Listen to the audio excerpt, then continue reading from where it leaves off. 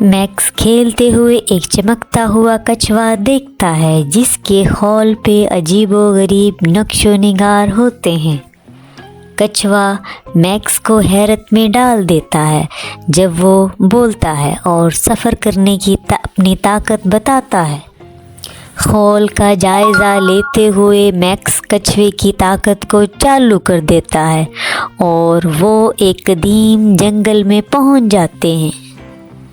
جنگل میں میکس ایک گمشدہ بچے ڈائناسور سے دوستی کرتا ہے جو انہیں حفاظت کی طرف لے جاتا ہے۔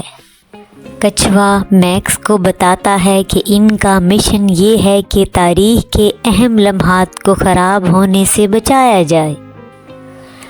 میکس اور کچھوا ایک نوجوان علی کی مدد کرتے ہیں جو اپنے خزانے کا کمرہ کھولنے کی پہیلی حل کر رہا ہوتا ہے۔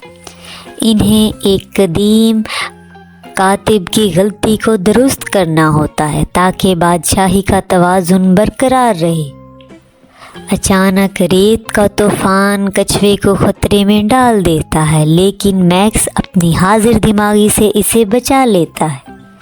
یورپ کے وسط میں وہ ایک نوجوان ماجد کی مدد کرتے ہیں جو پہلی اڑان والی مشین بنا رہا ہوتا ہے۔ ایک جوکر کچھوے کو چرانے کی کوشش کرتا ہے یہ سوچ کر کہ وہ اسے جادوئی طاقتیں دے گا۔ میکس مقابلے میں حصہ لے کر کچھوے کی حفاظت کرتا ہے اور ہوشیاری سے جیت جاتا ہے۔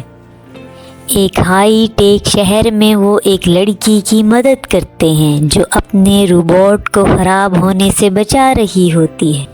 ایک پراسرار چور کچھوے کو قابو میں کرنے کی کوشش کرتا ہے تاکہ وقت پہ قابو پایا جا سکے لیکن میکس اسے چالاکی سے ہرا دیتا ہے۔ کچھوا اپنی توانائی استعمال کرنے سے مدھم ہونے لگتا ہے اور میکس کو اسے دوبارہ چارج کرنے کا راستہ ڈھونڈنا ہوتا ہے۔ میکس اپنے ماضی میں واپس جا کر اپنی دوست کا کھلونا توڑنے کی غلطی کو روکنے کی کوشش کرتا ہے۔ کچھوا میکس کو سکھاتا ہے کہ چھوٹے عمل بھی وقت میں بڑی تبدیلی لا سکتے ہیں۔